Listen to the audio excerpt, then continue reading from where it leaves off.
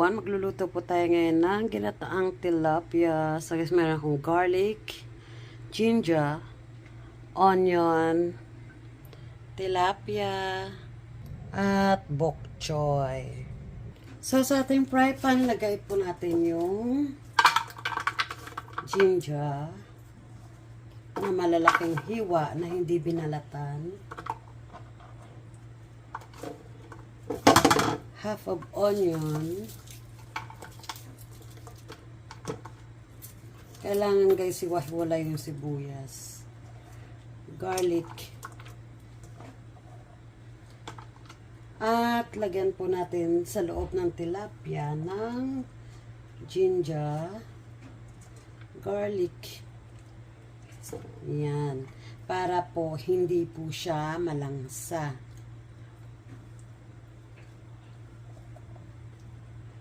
Yan.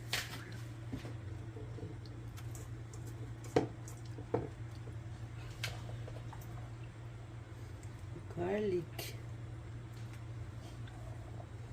Ginger. Yan.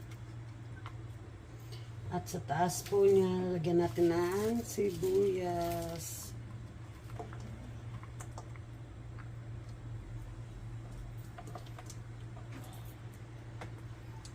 At again, garlic, ginger. Yan, side naman siya guys. Side natin to. Baliktaran siya. Garlic, ginger. Dala. At lagyan muna natin ito ng salt and pepper.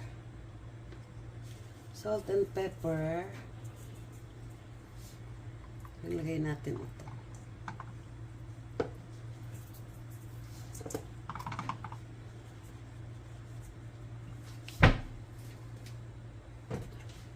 At the last one. Ayan.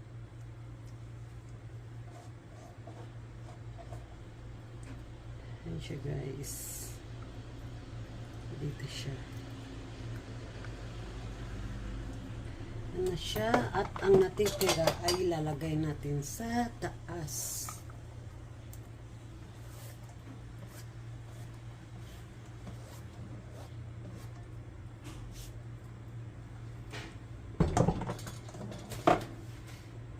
Ayan siya guys. Lagyan natin ng sili. At ipapaksiw po muna natin ito bago natin siya lagyan ng gata. Para ma-simmer yung suka. At para hindi po siya malangsa. Suka.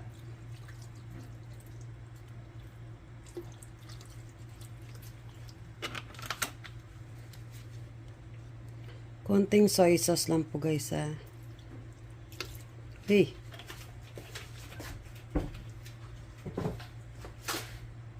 At lagyan po natin ng tubig. Yan guys. Konti lang. At atin na po itong ipapaksiw. Lagyan ko muna po pala ng laurel. Both side. Paminta.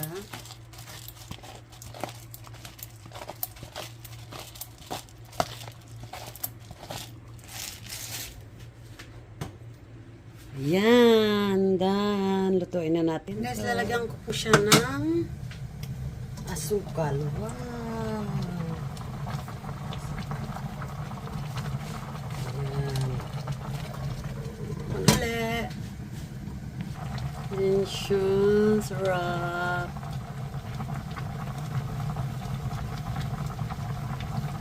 So guys, lagyan natin ating gulay. Bok choy.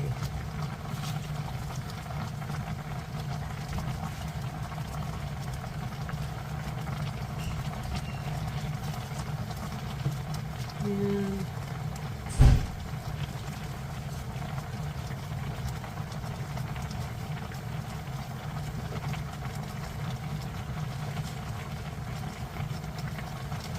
Baka natin yung isda.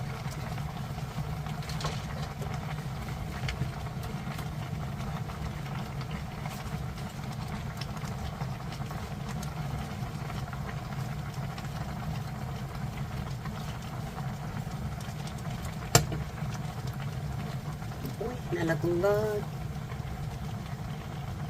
Guys.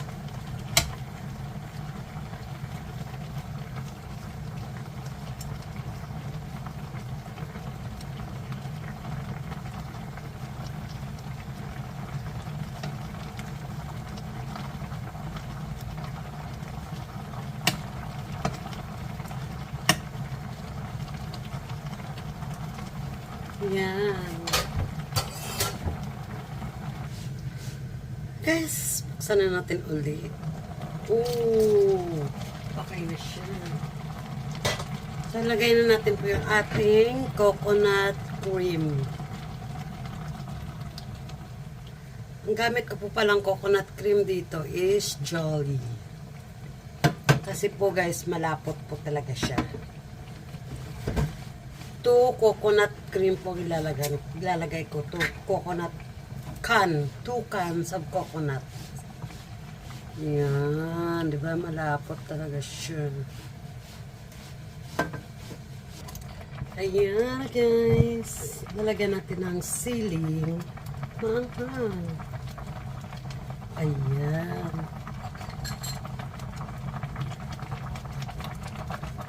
Tumatalon siya.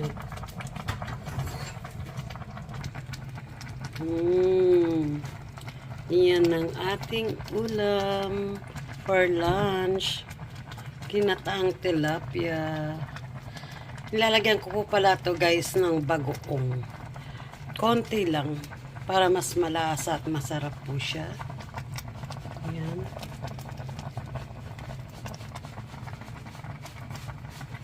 Guys, ayan na po ang ating finished product. Tilapia. Ginatang tilapia po tayo dyan.